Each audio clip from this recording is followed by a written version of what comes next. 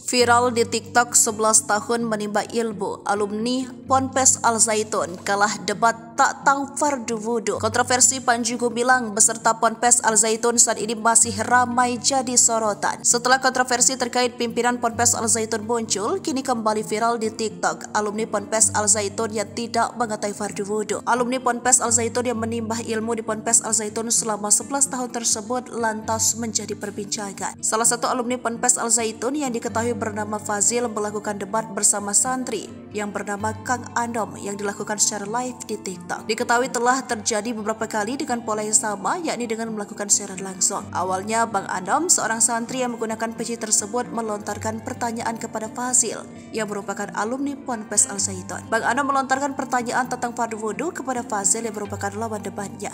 "Gua pengen nanya sama lo, ada berapa fardu wudhu?" tanya Bang Anom. Mendengar pertanyaan tersebut, Fazil alumni Ponpes Al Zaitun nampak kebingungan menjawab pertanyaan tersebut. Fazil nampak kebingungan dengan jawaban atas pertanyaan tersebut hingga berkali-kali mengulang kata niat dan kumur-kumur. "Fardu wudhu ya niat terus ya cuci tangan, kumur-kumur apa ya?" jawab Fazil. Mendengar jawaban tersebut, Bang Anom lantas menjelaskan alasan mengapa dirinya menanyakan fardu wudhu kepada Fazil. "Lu kan nanya tadi tentang hukum rokok, gue udah bahas tadi, nah sekarang gue nanya sama lu, fardu wudhu ada berapa?" lanjut Bang Anom. Fazil yang mengaku telah menimba ilmu di Ponpes Al Zaitun selama 11 tahun pun tidak mampu menjawab pertanyaan tersebut.